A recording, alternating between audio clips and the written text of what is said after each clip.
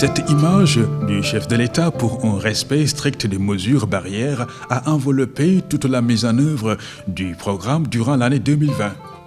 Tenant compte de l'accompagnement du PNDL pour l'atteinte des objectifs poursuivis par l'acte 3 de la décentralisation, la fonction publique locale et le plan national de l'aménagement et de développement territorial, l'on comprend mieux l'orientation de la tutelle en termes de mise en selle du PNDL pour des collectivités territoriales compétitives et résilientes aux chocs exogènes. Dans ce cas de figure, le PACASEN rural est fortement attendu. Le président Macky Sall a initié cet ambitieux programme de PACASEN rural pour un montant de 352 milliards sur 5 ans. Il nous avait instruit les ministres de l'économie, du plan de la coopération, également le ministre des Finances et du Budget et moi-même, d'organiser une table ronde avec les partenaires au développement pour leur parler de ce programme et pour leur dire également l'intérêt que le gouvernement a pour que ces partenaires puissent aussi apporter des financements pour ce programme. L'année 2020 a été un condensé de travail autour de la finalisation de la formulation du PACASEN rural, un programme majeur du chef de l'État dans la promotion de l'équité territoriale.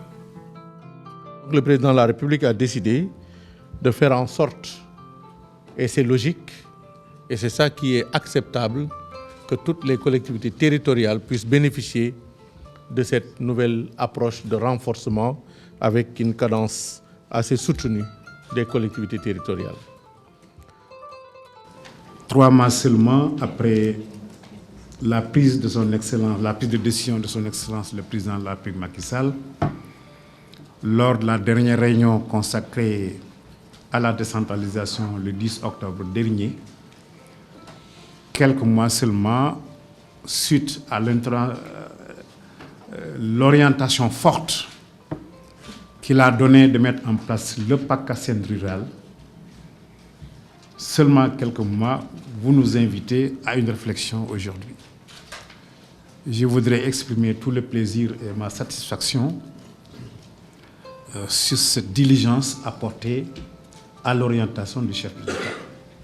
C'est un moment important pour nous, partenaires, d'être associés dans un dialogue ouvert sur la définition de ce nouveau programme qui non seulement touche à des enjeux importants, essentiels, d'équité, de territorialisation des politiques, d'accès aux services de base pour tous les citoyens du Sénégal, qui est donc un enjeu transversal pour l'ensemble des plateformes de coopération dans laquelle nous sommes mutuellement engagés. Et qui est aussi un sujet très important en termes de gouvernance, de renforcement des performances et des capacités des acteurs si importants que sont les collectivités territoriales. Notre motivation et notre plaisir à contribuer donc à ce projet majeur de son Excellence, Monsieur le Président de la République.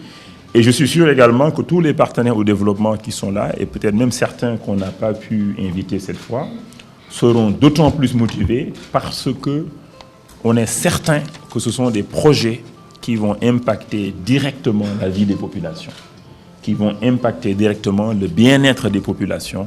Et donc, on est tous avec vous, chers collègues, chers frères, pour qu'on puisse lancer ce nouveau programme cette année. Donc, il faudra que tous les partenaires aussi travaillent en mode fast-track comme côté gouvernement.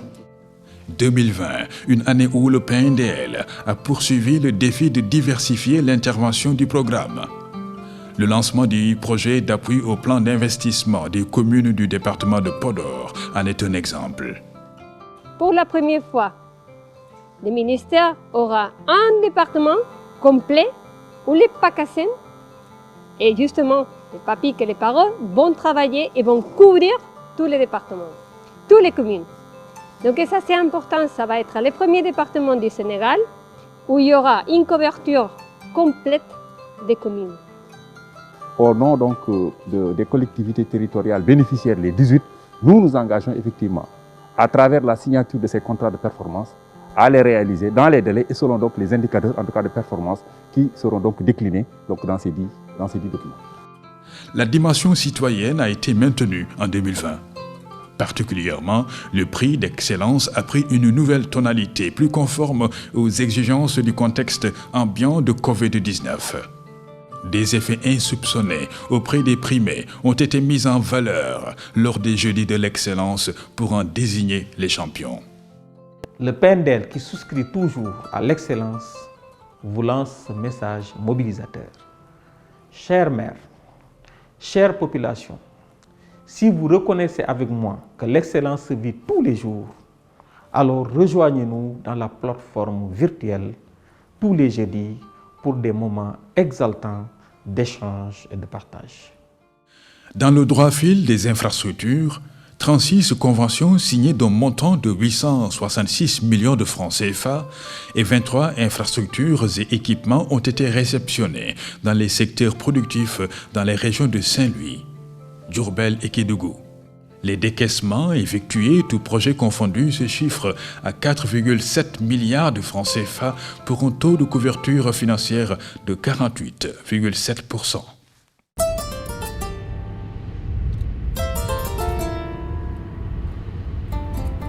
Le démarrage de la réalisation des pistes rurales constitue en 2020 une attraction. 22 collectivités territoriales ont délivré leur ordre de service de démarrage des travaux pour 463 km avec des niveaux de progression qui varient de 0 à 48%. Les cabinets chargés du contrôle et de la supervision ont été mobilisés, à l'exception de la zone 3. Le PNDL tient là un modèle de réussite. Aujourd'hui, même si on est à un taux de décaissement de 10%, qui ne reflète pas en fait la réalité et de l'avancement du projet, on a un taux d'engagement de 60% et au niveau de la banque, nous sommes vraiment confiants que le PTZP PNDL sera à la même ou un peu plus performant que le PPC-PNDL, ça veut dire qu'il finira dans les délais, soit en 2023 comme prévu, décembre 2023, et avec un taux de décaissement avoisinant les 100%. L'animation territoriale a été fortement impulsée par des outils de gouvernance. Un dispositif inclusif permet une meilleure animation et une bonne appropriation des outils et méthodes développés pour la structuration des chaînes de valeur agricoles. Il y a un travail d'identification, un long travail qui est mené depuis presque une année maintenant pour identifier autour de ces pistes toutes les opportunités économiques pour, d'une part, réaliser des infrastructures agricoles, des infrastructures socio-économiques, mais aussi identifier des opportunités pour la création de richesses à travers la création de la mise en place et le renforcement des capacités, des groupements de petites et moyennes entreprises de jeunes pour créer de l'emploi et créer des richesses, comme j'ai dit. Le guide de mesure des performances est revu à la lumière d'un meilleur suivi de l'ODD 16 au niveau des territoires. Un processus où l'accompagnement du PNDL est apprécié. Une ouverture vers des partenaires spécifiques est ainsi établie. La mobilisation des ressources est nécessaire, et je dirais même primordiale, pour en tout cas une bonne implémentation de cette activité. Je sais qu'au niveau du ministère, il y aura certainement des mesures importantes qui seront mises en œuvre, mais également au niveau des différentes instances qui seront mises en place, il y aura un effort de mobilisation des ressources, tant au niveau des collectivités qui seront bénéficiaires de cet exercice, mais également au niveau des différents partenaires au développement qui nous accompagnent dans l'approfondissement du processus de la décentralisation. Aujourd'hui, à la lumière de toute cette impulsion que le ministère a donnée, avec la gestion axée sur les résultats, avec l'orientation vers le budget programme, avec le PSE, mais également avec l'acte 3 de la décentralisation et le Code général des collectivités, il s'agit d'analyser à nouveau ce guide-là et de voir où sont les gaps qu'il faut combler à nouveau pour nous mettre à niveau par rapport à cette orientation de l'État.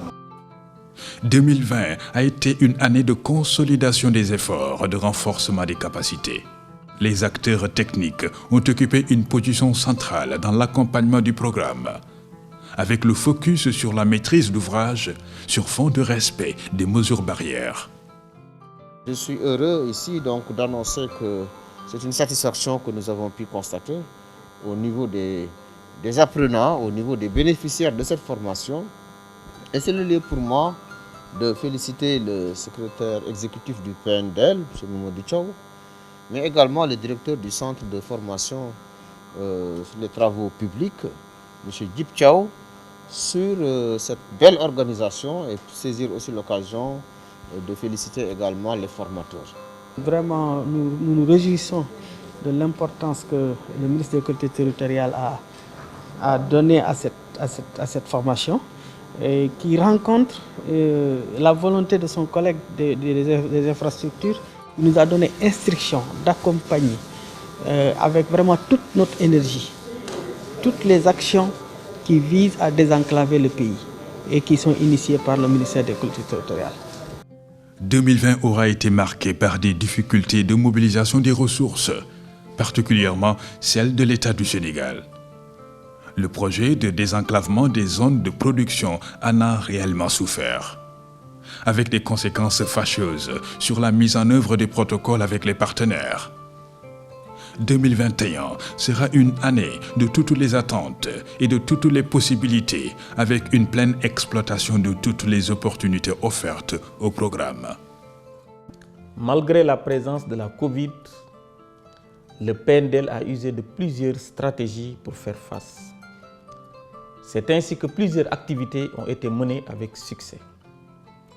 En réalité, le PDZP a des difficultés de mobilisation des ressources durant l'année. C'est ainsi que plusieurs prévisions ont été perturbées. Je m'engage pour l'année 2021 par tous les moyens à y mettre fin. En 2021, les collectivités territoriales attendent réellement le PACASEN rural. Ce sera pour le PNDL aussi un défi majeur de mobiliser les financements et de mettre en œuvre le programme conformément à la vision de son Excellence M. Macky Sall.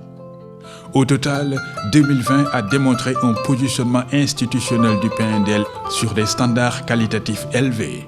Assurément, la touche Oumar Gueye, faite de pragmatisme et de diligence, a été décisive dans la consolidation des acquis et le renouveau du programme, conformément aux orientations du chef de l'État, son Excellence M. Macky Sall. Déwéneti et très bonne année de mise en œuvre.